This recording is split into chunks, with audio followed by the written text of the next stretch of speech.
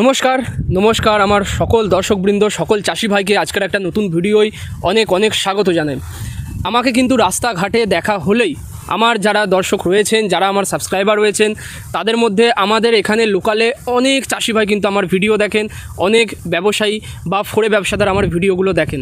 তো তাদের মধ্যে অনেকাংশের আমার সঙ্গে দেখা হলে তাদের একটাই প্রশ্ন যে আলুর দাম কবে বাড়বে, এরপরে কি আর আলুর দাম বাড়বে, এরপরে কি হিমঘরের মেয়াদকাল আর বাড়বে, বা বাড়লেও তার অ্যানাউন্সমেন্ট কেন হচ্ছে না, বা হচ্ছে এরপরে আলুর দামটা কেন বাড়ছে না। যদিও আপনি বলছেন যে আলুর শর্টেজ রয়েছে, অনেকেই বলছে আলুর শর্টেজ রয়েছে, সমস্ত ব্যবসাদারও জানে যে আলুর শর্টেজ রয়েছে। আমাদের পশ্চিমবঙ্গে যে পরিমাণ আলুর প্রয়োজন, সেই পরিমাণ আলু বর্তমানে কিন্তু দেখে আমাদের স্বচক্ষে দেখে মনে হচ্ছে যে সে পরিমাণ আলু রয়েছে, কিন্তু তার মধ্যে অনেক আলুটা হচ্ছে, তার মধ্যে একটা অংশ কিন্তু বীজে চলে যাবে, একটা অংশ বীজের জন্য লাগে। আর কিছু আলু হচ্ছে, আমরা জানেন অনেকেই যে স্টোরের ক্যাঁটি আলুটা অনেকে কিন্তু বের করে না, তারা পুনরায় ওটাকে আবার লোডিং করে দেয়, এবং লোডিং করার পরে এই নভেম্বর মাসে বীজ হিসাবে তারা কিন্তু সমস্ত আলুটাকে বের করে, এক নাগাড়ে বের করতে থাকে, এবং সেই প্রক্রিয়া ইতিমধ্যেই শুরু হয়ে গেছে। তাই অক্টোবর অবধি আমাদের যে নিকাশিটা রয়েছে, যে নিকাশিটা দেখানো হয়েছে, সেখানে কিন্তু বলা হচ্ছে যে আর 30% আলু রয়েছে অক্টোবর, 31 অক্টোবর অবধি। তো তার মধ্যে যে ওই ক্যাটি আলুটাও রয়েছে, তার মধ্যে যে ওই বীজ আলুটাও রয়েছে, কৃষক যারা এই বছর ওই বাড়ির বীজটা লাগাবে সেই বীজটা রয়েছে। তো সেই জিনিসটাকে ক্লিয়ার করে কিন্তু কিছু বলা হয় না। এই কারণে কি হচ্ছে, আমাদের দেখে মনে হচ্ছে যে বিরাট পরিমাণ আলুর এখনও পরিমাণ আমাদের কাছে কিন্তু স্টক রয়েছে, আর এই স্টকটা শেষ হবে না, এই ধারণাটা আমাদের মধ্যে রয়েছে। এই কারণে এই যে সেন্টিমেন্ট, এইটাকে কাজে লাগিয়ে ব্যবসাদাররা কিন্তু আলুর দাম একটাও কিন্তু বাড়াচ্ছে না। ব্যবসাদাররা দামটাকে এক জায়গায় স্থির করে রেখেছে। কোথাও কোথাও আবার মার্কেট উঁচু হওয়া বাদ দিয়ে কোতলপুরের আশপাশ সাইডে মার্কেটটা আবার 10-20 টাকা করে ডাউন করে দেওয়া হয়েছে গত 2 দিনে। এই হচ্ছে বর্তমান পরিস্থিতি। ব্যবসাদাররা চাইছেন না যে কৃষকরা দুটো পয়সা এই শেষ মোমেন্টে এসে পাক। সমস্ত পরিস্থিতি তৈরি হয়ে রয়েছে, আলুর চাষও পিছিয়ে গেছে, স্টোরের মেয়াদও বাড়ানো হবে, সেই ঘোষণাও ইতিমধ্যে বিভিন্ন স্টোরে পৌঁছে গেছে। শুধুমাত্র পাবলিক যে ঘোষণা, পাবলিক অ্যানাউন্সমেন্টের বাকিটুকু রয়েছে, আর বাকি পাবলিক অ্যানাউন্সমেন্ট হয়ে গেলেই কিন্তু ধীরে ধীরে তখন দামটা বাড়বে। তাহলে সেই অ্যানাউন্সমেন্টটা আগে থেকে করে দিলে ক্ষতিটা কোথায়? কৃষকরা তো বুকে বল পেতো যে হ্যাঁ, আমরা আরও হয়তো 1 মাস আলুটা রাখতে পারবো মানে স্টোরের মধ্যে, এবং সেই সময়ের মধ্যে আলুটা যদি রাখতে পারি, সেই সময় আমরা কিন্তু মোটা রকম একটা মুনাফা করতে পারবো। এই অ্যানাউন্সমেন্টটাও সরকারের তরফ থেকে, এই যে কি গফিলতি আমি বুঝতে পারছি না। আলুর দাম কমে যাওয়াতে সেখানেও কোনো পদক্ষেপ নেই, আলুর দাম যখন বেড়ে যাচ্ছে তখন গিয়ে পদক্ষেপ। আলুর যে এই যে স্টোরের মেয়াদ বাড়ানোর প্রয়োজন রয়েছে, বা স্টোরের মেয়াদ বাড়াতেই হবে, তার কারণ হচ্ছে আপনার হচ্ছে ডিসেম্বর এন্ড বা জানুয়ারির প্রথম সপ্তাহের আগে কাঁচা আলু আমাদের এখানে ভরপুর আসতে পারবে না। আর সেই গ্যাপটুকু, অর্থাৎ নভেম্বর 31 এবং ডিসেম্বর 31, এই মধ্যে যে গ্যাপটুকু 1 মাসের, সেই 1 মাসের গ্যাপটুকু পূরণ করবে এই পুরাতন যে স্টকটা রয়েছে, পুরাতন যে আলুটা রয়েছে। সেজন্য যদি আগে থেকে অ্যানাউন্সমেন্টটা করে দেওয়া হয়, কৃষকরা কিন্তু ধীরে ধীরে বুকে সেই বলটা পাবে যে আমরা আরও 1 মাস পাচ্ছি, আরও 1 মাসের মধ্যে যে পরিমাণ আলু রয়েছে সেটা একদম 100% শর্টেজ। আর শর্টেজ থাকা মানে হু করে আলুর দাম বাড়বে, 50-100 টাকা করে কিন্তু বাড়বে। গত সপ্তাহে বিহারের ভোটটা দেখানো হলো, ব্যবসাদারদেরকে আমি অনেকের সঙ্গে পরিচয় রয়েছে, জিজ্ঞাসা করাতে ওনারা বললেন বিহারে তো ভোট, সেখানে তো আলু যাচ্ছে না, সেই কারণে মার্কেটটা ডাউন হয়ে আছে। তো আজকের দিনে গিয়ে যখন জিজ্ঞাসা করছি, তখন তাদের একটা কথা যে আলুর মার্কেট সব জায়গাতেই কমছে, আলু প্রচুর পরিমাণে রয়েছে, এবং আলু প্রচুর পরিমাণে থাকার জন্য মার্কেটটা বাড়ছে না।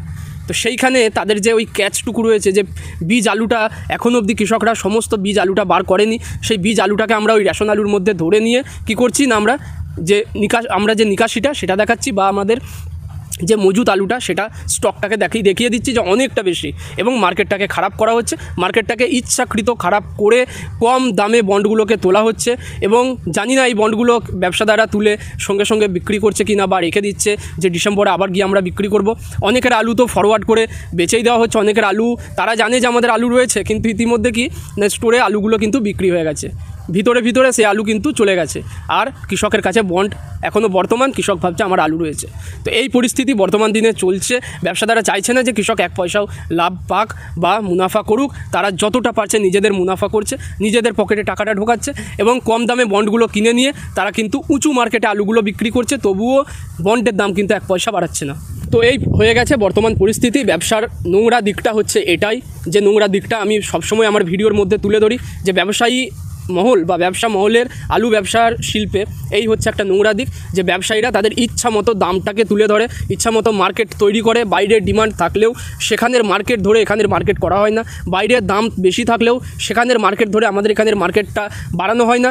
যখন কমে যায় তখন আবার ওই মার্কেটটাকে দেখিয়ে আমাদের এখানের মার্কেট কমিয়ে দেওয়া হয়। বাইরে ভোট হচ্ছে, সেখানের মার্কেট দেখিয়ে আমাদের এখানের মার্কেট কমিয়ে দেওয়া হচ্ছে।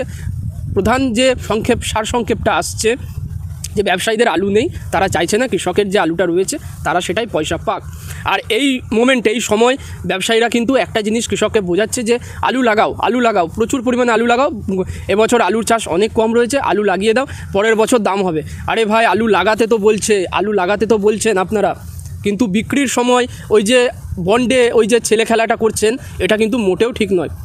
অনেক জায়গায় আমাদের এখানেও আমি ফোরে ব্যবসাদারদের দেখেছি, আমার এলাকার বাইরেও অনেক চাষির কাছ থেকে আমি খবর পাই, যেখানে বন্ডের যে ন্যায্য মূল্য, সেই ন্যায্য মূল্য না দিয়ে কম দামে বন্ডগুলোকে তোলা হয়। কারণ কৃষকদের এখন উপায় নেই, তাদের বীজ কিনতে হবে, চাপান কিনতে হবে, বাধ্য হয়ে তারা বন্ডগুলো বিক্রি করবে। আর এই সময় হুড় করে কৃষকরা বন্ডগুলো বিক্রি করতে যাওয়ার কারণে মার্কেটটা কিন্তু তারা একদম কমিয়ে নিয়ে কম দামে বন্ডগুলো কিনছেন, আর বাইরের মার্কেটে বেশি দামে আলুগুলো বিক্রি করছে।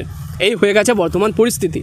যাই হোক, আমি আমার চ্যানেলের মধ্যে দিয়ে তো এইসব কথাগুলো আপনাদের সামনে তুলে ধরি বা রাখি, আর সবসময় আমি চেষ্টা করি যে সঠিক তথ্য, সঠিক যে বর্তমান পরিস্থিতি সেটা আপনাদের সামনে তুলে ধরার।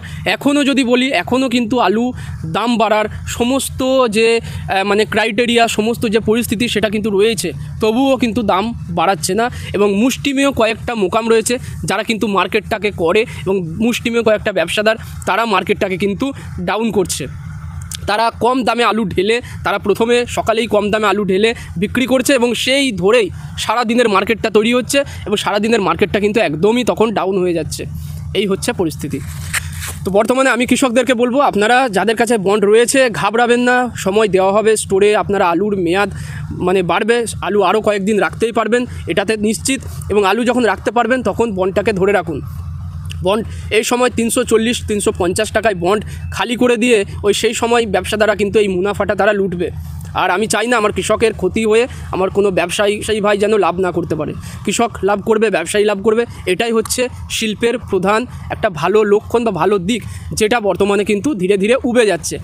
ব্যবসায়ী চাইছে কৃষক মেরে আমরা কত তাড়াতাড়ি বড় লোক হব, আর কৃষক কি দেখছে যে আমার উপায় নেই, আমাকে তো বন্ড বিক্রি করতে হবে, আমাকে কম দামে হলেও আমাকে ব্যবসাদারকে বন্ড দিতে হবে।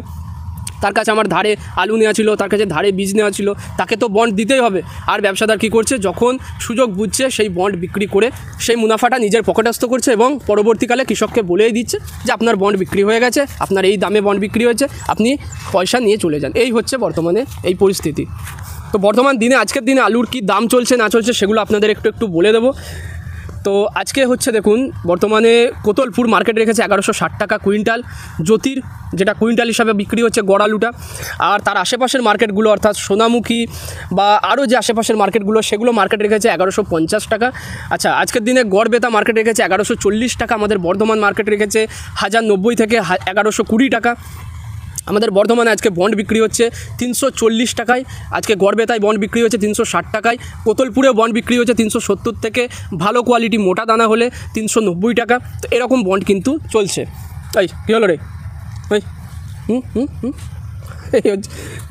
এই হচ্ছে আমার কুকুর চলে এসেছে সাথে ভিডিও করতে, তো ওকে একটু দেখিয়ে দিই। দেখছেন আমার কুকুর পোষা, এই যাচ্ছে না, দেখছেন তো, যাচ্ছেই না। যাই হোক, থাকুক, আমিও আমার ভিডিও চালাই, ও বসে একটুখানি রিল্যাক্স করুক এখানে। আচ্ছা, এরপরে আজকের দিনে যেগুলো আমাদের দক্ষিণবঙ্গে আর যেগুলো মোকাম রয়েছে, যেমন কুমরুল আজকে বন্ড বিক্রি হয়েছে 400 টাকায়। আচ্ছা, এরপরে সিঙ্গুরের একটা বন্ড বিক্রি হয়েছে 390 টাকায় জ্যোতি আলু। আর চন্দ্রমুখী বন্ড একটা বিক্রি হয়েছে 540 টাকায় বন্ড। চন্দ্রমুখী আজকে রেডি হিসাবে বিক্রি হচ্ছে 900 থেকে 920 টাকা ম্যাক্সিমাম। আচ্ছা, এরপরে হচ্ছে আজকে তারকেশ্বরে বন্ড বিক্রি হয়েছে 400 থেকে 410 টাকা, দুই দামেই। এরপরে হাওড়ার উদয়নারায়ণপুরে অনেকেই কিন্তু বন্ড বিক্রি করেছেন, সেখানে গড় যে দামটা পেয়েছেন সকলে, যেটা ভালো মোটা দানা ভালো কোয়ালিটির আলুটার জন্য 390 থেকে 420 টাকার মধ্যে। বিভিন্ন কোয়ালিটির বিভিন্ন রকম দাম কিন্তু হয়েছে। এই হচ্ছে আমাদের বর্ধমান, আমাদের হুগলি, আমাদের হাওড়া বা বাঁকুড়া, মিদনাপুর এইসব এলাকার কিন্তু আজকের আলুর দাম। আজকের এইসব মার্কেটের কিন্তু যেটা ডালা কোয়ালিটির আলুটা সেটা বিক্রি হয়েছে 720 টাকা থেকে 750 টাকার মধ্যে। আজকে মেমারিতে একটা বন্ড বিক্রির খবর রয়েছে, সেটা রয়েছে 390 টাকায়। মেমারিতে একটা জ্যোতি আলুর বন্ড বিক্রি হয়েছে, মোটা দানা ডালা হিসাবে বিক্রি হয়েছিল, সেই বন্ডের দাম কিন্তু এইটাই পেয়েছেন। তো আজকের দিনে উত্তরবঙ্গের ধূপগুড়ির এলাকায় বিভিন্ন জায়গায় যে মার্কেট হচ্ছে, ধূপগুড়িতে আজকে বন্ড বিক্রি হয়েছে 68,000 থেকে 70,000 টাকায়। আর বেশ কিছু ভাই কিন্তু এখানে কমেন্ট করছেন যে 80,000 85,000 টাকায় বন্ড বিক্রি হয়েছে। তাহলে তারা যেখানে বিক্রি করছেন সেখানে নাম্বারটুকু একটু দেবেন। আমি আমার যারা চাষি রয়েছে, যারা কম দামে বন্ড বিক্রি করছেন, তাদেরকে আমি সেই নাম্বারটা দিতে পারি, তারা দুটো যদি পয়সা পায় তারা একটু বেশি পাক। তো মোট কথা হচ্ছে মার্কেটে কিন্তু বিভিন্ন রকমের লোক ঘোরাফেরা করছে। এক হচ্ছে ফরওয়ার্ড পার্টি, এক হচ্ছে কিছু চাষি যারা মানে মিথ্যা কমেন্ট করে ভাবছেন যে মিথ্যাভাবে যদি কমেন্ট করি, বেশি দাম লিখে যদি কমেন্ট করি, হয়তো মার্কেটটা বেশি হয়ে যাবে। এটা কি হয়? এটা কি সম্ভব? আপনারা কৃষকরা বিক্রি করতে গেলে যে দামটা আপনারা ফ্রি বন্ডে পাচ্ছেন, আমি সেই দামটা তুলে ধরছি। আজ ধূপগুড়ি ময়নাগুড়ি এলাকায় 68,000 থেকে 70,000 টাকা বন্ড। আপনার হচ্ছে ফালাকাটা বা মাথাভাঙ্গায় এখানেও কিন্তু 70 থেকে 72,000 সর্বাধিক এই দামে বন্ড বিক্রি হচ্ছে। গড়ালুটা বিক্রি হচ্ছে 1100 থেকে 1150 টাকার মধ্যে ধূপগুড়িতে। আর এখানে আজকের দিনে বীজ আলু বিক্রি হচ্ছে পোখরাজ 1900 থেকে 2000, জ্যোতি আলুটা 1500 টাকা, আর জিএসের জ্যোতি আলুটা, সাঙ্গার জ্যোতি আলুটা 1800 টাকা, আর এস মার্কা যেটা হরদেব সাঙ্গার জ্যোতি বীজটা, সেই জ্যোতির বীজটা বিক্রি হচ্ছে 2000 থেকে 2100 টাকা। বর্তমানে আজকে কলম্বো আলুর বীজ বিক্রি হচ্ছে 2800 থেকে 2900 টাকা। আপনারা বীজ যারা নিতে চাইছেন, কলম্বোর বীজ বর্তমানে রয়েছে, সেটা হচ্ছে ঘোষালবাবুর কাছে, আমাকে উনি বলেছেন ওনার কাছে বীজ বর্তমানে এসেছে। এবং যারা কলম্বো, মাহিন্দ্রার কলম্বো লাগাতে চান, 140-150 বস্তা ফলন নিতে চান, তারা কিন্তু এই ঘোষালবাবুর ওখানে যোগাযোগ করে কলম্বোর বীজটা কিন্তু নিয়ে আসতে পারেন। খুব কম রেটে, পাইকারি রেটে আপনারা বীজগুলো পাচ্ছেন, এবং খুব কম রেটে সেখানে কিন্তু বীজ আপনারা পেয়ে যাবেন এবং জেনুইন বীজ পাবেন। তো এই ছিল আজকের ভিডিও। আমি আশা করব আপনাদেরকে আজকের দিনের আলুর দামের আপডেট, বর্তমান পরিস্থিতি বা কী চলছে মার্কেটে সেটা জানাতে পারলাম। যদি ভিডিও ভালো লাগে, যদি ইনফরমেটিভ মনে হয়, ভিডিওটা একটা লাইক করবেন, উৎসাহটা বাড়িয়ে দেবেন, আর চ্যানেলে নতুন হলে সাবস্ক্রাইব করবেন। দেখা হবে আপনাদের সঙ্গে পরের ভিডিওটা আজকে এখানেই শেষ করলাম।